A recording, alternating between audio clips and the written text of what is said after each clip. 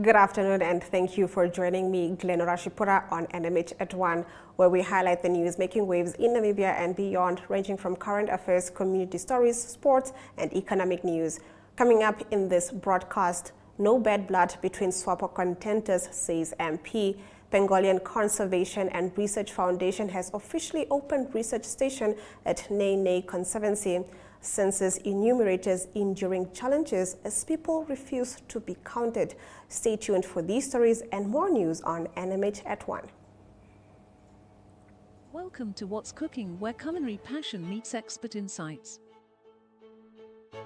Somebody must really want to cook and want to cook good food. Immerse yourself in the bustling world of professional kitchens as top chefs create mouthwatering dishes. Join us for in-depth interviews as our host explores the experiences and expertise of our guest chefs. Don't miss out. Tune in to What's Cooking on NTV every Friday at 2100 hours and let the culinary adventure begin.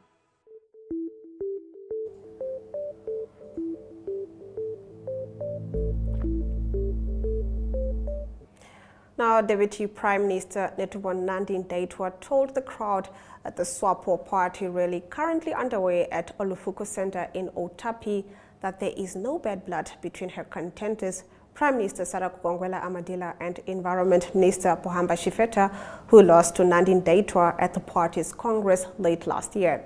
Shifeta was not physically present, but she said he is in support of her as the party's candidate.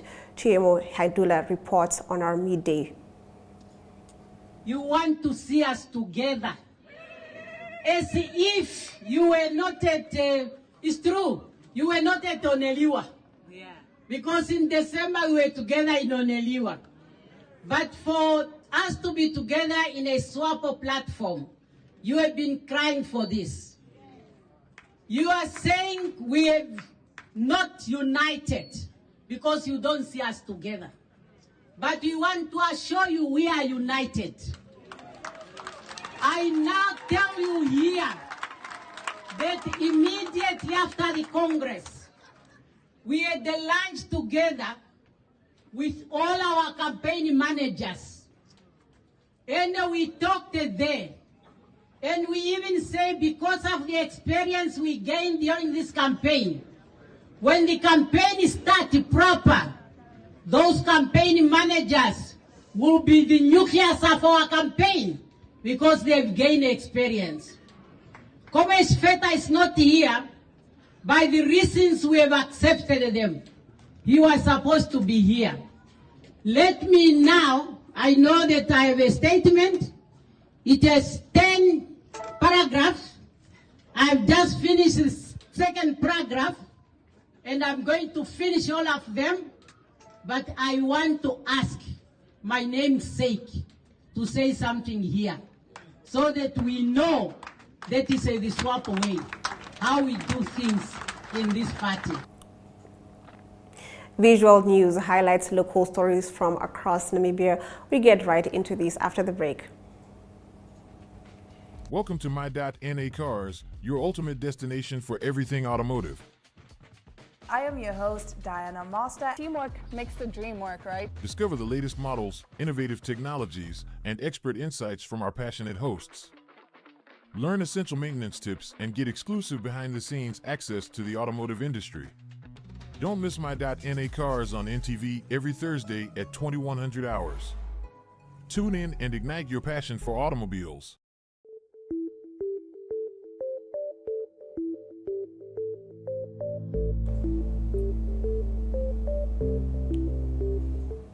Getting into our visual news segment, the Pangolin Conservation and Research Foundation has officially opened their research station in the Nyae Nyae Conservancy over the weekend. It will help to study and protect the rare animals. This video is by Katharina Moser.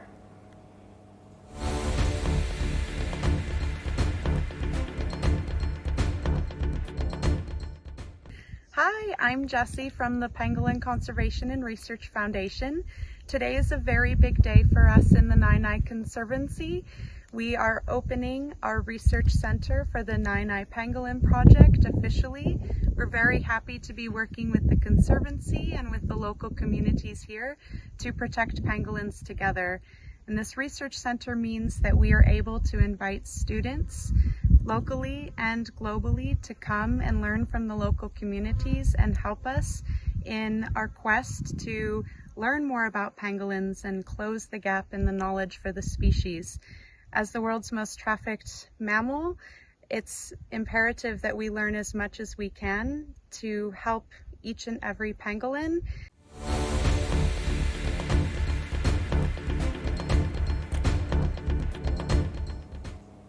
That's it from our visual news segment. Moving on, the Namibian Sun leads us into the newspaper review segment after the break. We are so excited to be kickstarting your morning with the entertainment. Everything was happening during this past weekend. Yes. Exciting news. Wow, no, she was killing it already. In my opinion, I don't see anything wrong with him serving the full term. As well as keeping you informed on the issues that you need to know happening in and around our country.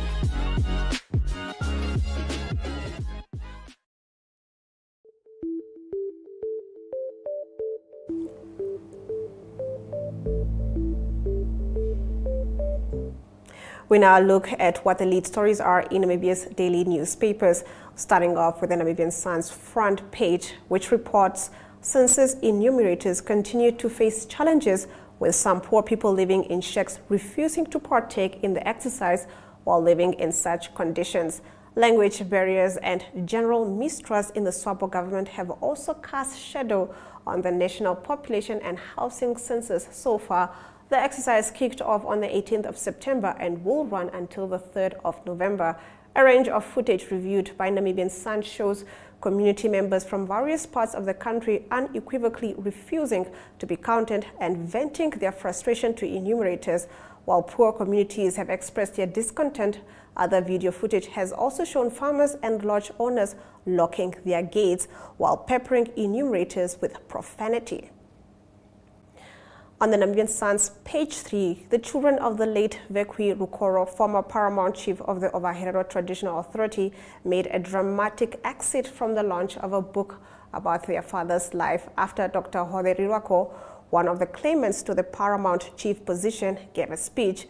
In a strongly worded letter distancing themselves from what they termed a group of opportunistic men, the Rukoro offspring accused Rirwako of being disingenuous and also called for the halt of the book sales because they had not seen a single page. Nguvishita Rukoro, who wrote the letter on behalf of his siblings, said they have not seen any indication of what the contents of the book would be and are yet to receive a copy. Moving on to the Republicans' front page, 3 music enthusiasts set up the music group The Spirit to raise money for the We Do Special project. Republican reports Reinhold Uisep, Wanda Awarap, and Sylvanus Hanaduap were all in the music industry before joining this project. We Do Special is an organization that equips young people with disabilities with new skills. The founder of the project, Suzanne Berchtold, says there are few job opportunities for school leavers with disabilities, and the project, which is located outside Skleep, teaches them basic skills such as gardening, keeping and caring for animals, and carpentry. Moving on to the Republicans' page 3, a woman whose baby was stillborn after the baby apparently, despite repeated requests for an emergency cesarean section, suffocated in her abdomen in, among other things, feces, is suing the state for $4 million in damages. Yvonne Pullman and her husband, Jacques, who live in Oshwarongo, are suing the Minister of Health and Social Services, Dr. Mbiti, first name unknown, and Dr. Felix Mutomba, who both work at the government hospital in town. Pullman was admitted to the hospital's maternity ward on March 6 last year after experiencing persistent and unbearable pain in her abdomen and back. According to her statement, the severe pain continued from her abdomen around 6 p.m. on the Sunday until she was finally pushed into the theater at 1:15 a.m. on the Tuesday.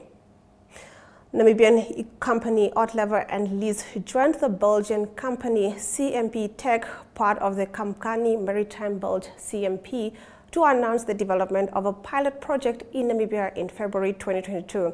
The Algemene Zeitung leads with an article that focuses on the start of the construction of the plant last Thursday. The Namibian Minister of Finance Ipumbu Shimi and the Namibian Hydrogen Commissioner James Newper attended the occasion. On its page 3, the Algemene Zeitung takes a look at the controversial United Kingdom bill that aims to ban the import of hunting trophies of around 6,000 game species. The House of Lords has now blocked that bill, which should thus only be passed if the UK government allows additional time for further consultation.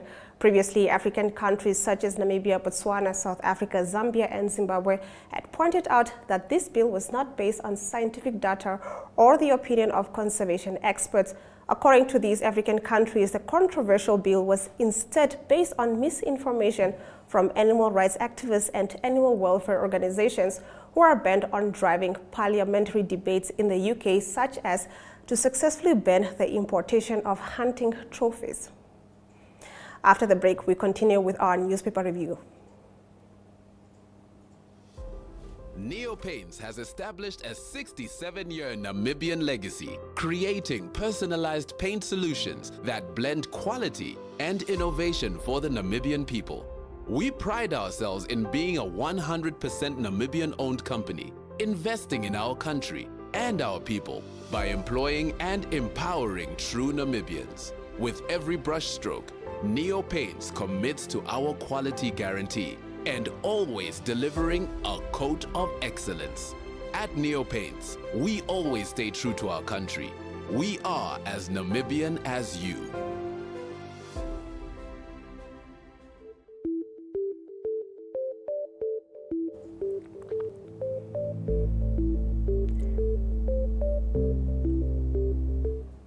We continue with our newspaper review.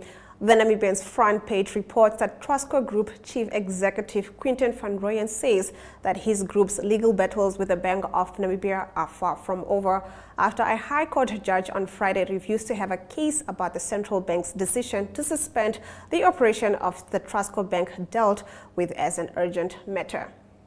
Now, Works and Transport Minister John Mutora says that the advancement of identified settlements and villages in the northeastern regions to the next level of development within the framework of the government's decentralization policy must be intensified. This was according to the Namibian's page 3. Now, moving on to the New Era's front page, SWAPO Party Vice President Netubo Nandi-Ndaitwah said tribalism will destroy Namibia because people are no longer as united as they used to be. She was referencing how some people say those from the Omusati region and the Ohangwena region do not like each other. We should stop tribalism because it will take us nowhere. We are all Namibians and let's work together to build our country. Nandi-Ndaitwah made these remarks on Saturday at the SWAPO Party's rally at the Olufuko Center at Otapi in the Omusati region. On page 3 of the New Era, ICT Minister Peya Mushelenga said media should report balanced news rather than only pointing out negative developments and selectively leaving out positive developments. We need to see a balanced approach in reporting, she stated. Now, real value added by Namibia's construction sector in the second quarter this year plummeted to $291 million Namibian, contracting by nearly 34% year on year. The latest data released by the Namibia Statistics Agency shows the sector's real value addition fell from $623 million Namibian in the first 3 months of the year and $453 million Namibian in the second quarter of 2022. This is a massive drop from the $1 billion Namibian plus recorded from 2013 to 2016. The minus 35.9% year-on-year growth in the quarter under review is the biggest contraction since the first quarter of 2017. In the 30 quarters since the beginning of 2016, construction has only recorded positive growth in 6. Now, moving on, starting today, the Ondangwa Town Council will waive all interest accumulated by residents for a period of 1 year. More on these as we get into our economic news after the break.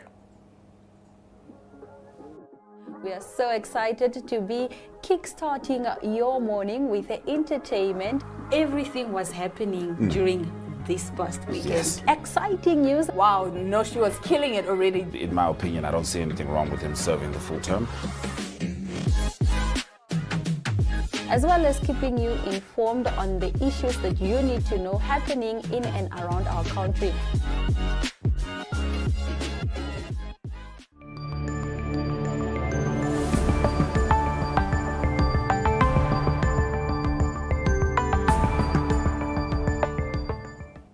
Getting into our economic news, starting today, the Ondangwa Town Council will waive all interest accumulated by residents for a period of 1 year. This will apply to residents who clear their accounts from now until September 2024. Council spokesperson Petrina Shitalanga Mutikisha said Ondangwa residents owe the council a total of 85 million Namibian dollars for municipal services. She added, the town's council debts increased rapidly due to the economic downturn coupled with severe effects of COVID-19.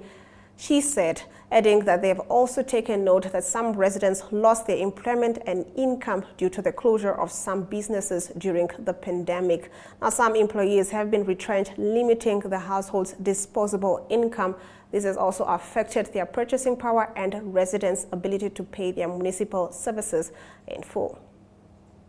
Let's take a look at our economic indicators.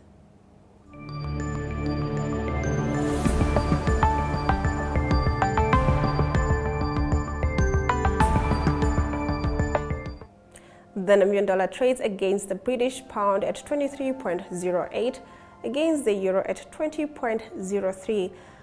2 Namibian dollars and 60 cents gets you 1 Chinese yuan.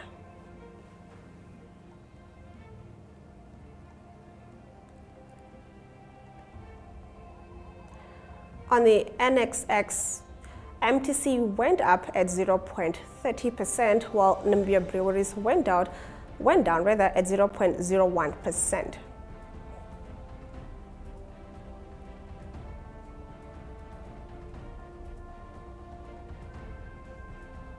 Overall index closed at 0.61%, and local index closed at 0.03%, going up.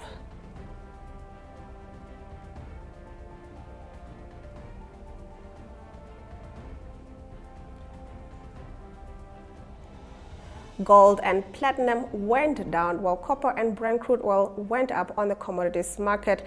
Brent crude oil going for 0.82%, trading at $93.90 per barrel. Now, at least 9 miners were killed on Friday after a shaft in an informal gold mine. More details on how exactly this transpired coming up after the break.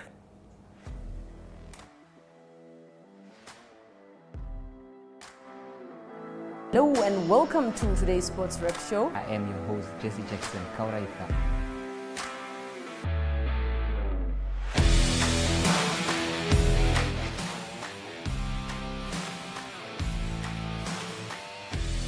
In replay, Namibia, who had won the toss for the first time on this tour.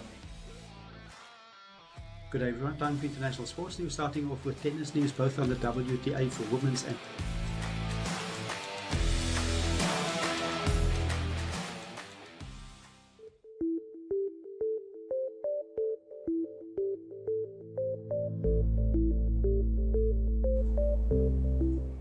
We now get into our news from across Africa. At least 9 miners were killed on Friday after a shaft in an informal gold mine collapsed, the Zimbabwe Miners Federation and an engineer at the site said. ZMF President Henrietta Roshwaya said on Saturday that 4 bodies had been recovered so far, while 5 others were still stuck under rubble. However, retrieval operations are complicated by the fact that the shaft is unstable. It is difficult to retrieve the bodies because the mine is still collapsing. Each time we try is becoming a threat to our lives as well, said mine engineer Hussein Firi. The incident took place at the Bay Horse mine in Shegutu, some 120 kilometers west of the capital, Harare. Johannes Nguyetete is one of the lucky miners who managed to escape. Mining Minister Zota Demu, who came to oversee the rescue efforts, confirmed that 21 miners had survived the collapse. He said 3 other miners were thought to be missing, but their whereabouts were unknown. In our next story, a huge fire has broken out at a police complex in the city of Ismailia in northeastern Egypt. Reports say dozens of people have been injured. Videos posted online showed the security directorate, a building many stories high, engulfed in flames. Civil defense sources said parts of it had collapsed. Now, fire engines at the scene appeared to be struggling to contain the blaze. The Reuters news agency quotes witnesses as saying, now state TV reported hours later that the fire had been contained. The cause is not yet known. Deadly fires are not uncommon in Egypt amid poorly enforced fire safety standards. In August last year, dozens of people died after a fire broke out at a church. Now, after the break, we get into your international news.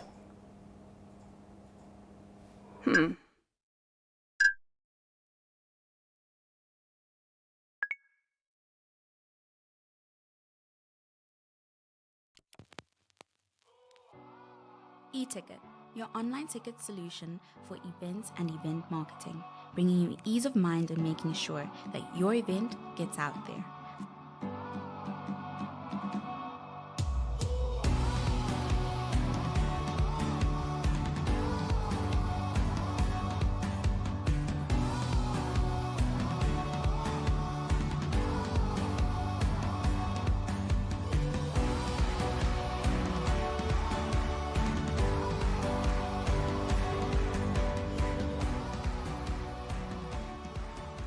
For more information, contact events@nmh.com.na.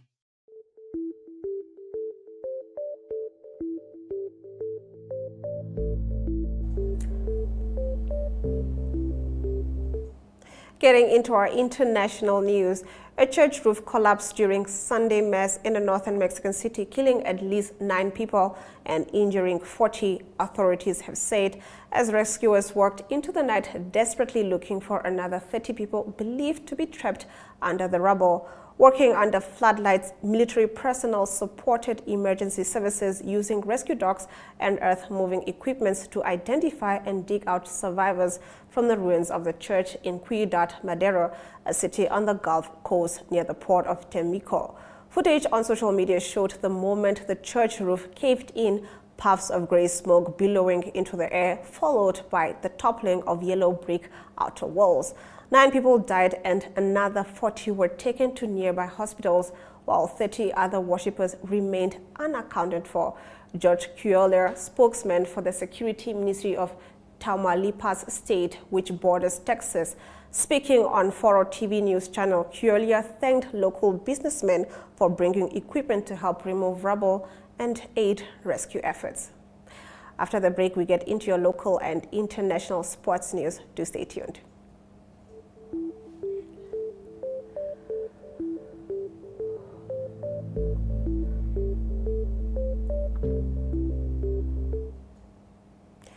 Getting into our local sports news, Brave Warriors and Black Leopards forward Bethuel Mudeu says he is happy in South Africa. The striker, who joined Leopards after an impressive performance for the national team, said life across the border has been great. I'm really happy where I am and will keep on working hard. I love the passion of the fans here because they will always cheer you on. I'm hoping to continue working hard and making an impression here, Mudeu said. Now, the 23-year-old scored a goal this weekend in the South African 2nd Division. His goal was enough to help Black Leopards beat Uppington FC 1-0. It was also the club's first win of the season. Now, moving on, Namibia's senior women's cricket team have taken a 3-1 lead against the United Arab Emirates team in the ongoing international T20 series in Dubai. The Eagles lost their opening match by 19 runs on Tuesday, the 26th of September, before bouncing back and winning the second match by 9 wickets on Wednesday, the 27th of September. Now, on Fridays, the two teams met again in the third match of the series, with Namibia winning the toss and electing to bowl. Woman of the match, Jorien Diergaard, took 3 wickets for 12 runs in her 4 overs to restrict the hosts to 71 runs for the loss of 8 wickets in their 20 overs. Captain Irene van Zyl chipped in with 2 wickets for 14 runs, with Victoria Hamuniela and Wilka Mwatile taking 1 apiece. Now, after this short break, we get into your international sport news.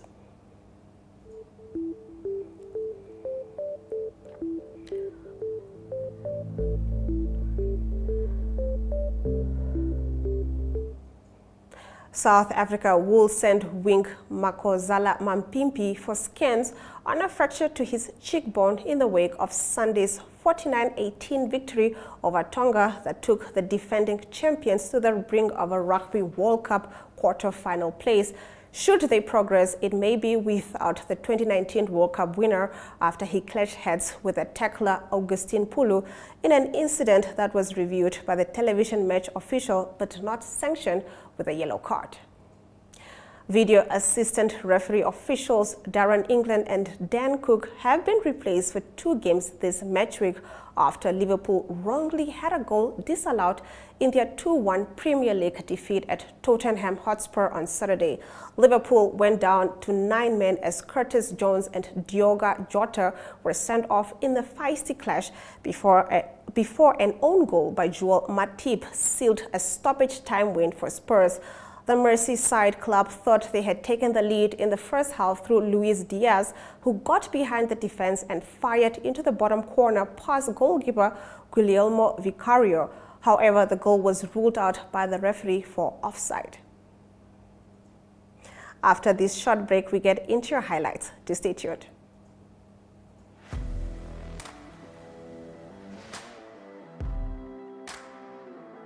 Hello and welcome to today's Sports Rep Show. I am your host, Jesse Jackson Kauraika.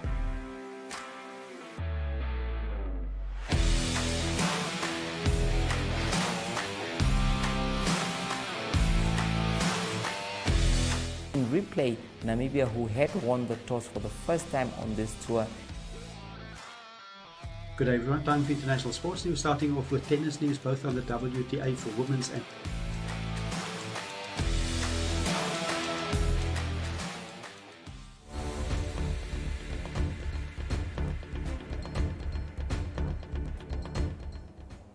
You're watching NMH at 1, and if you've just joined us, here are the news highlights from today's broadcast.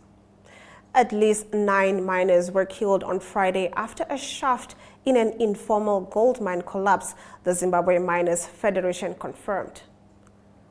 A church roof collapsed during Sunday Mass in a northern Mexican city, killing at least 9 people and injuring 40. Brave warrior striker Bethel Mudeu said life across the border has been great after he joined SA Team Leopards after an impressive performance for the national team. Now, those have been your highlights. Remember to tune in every weekday at 1 p.m.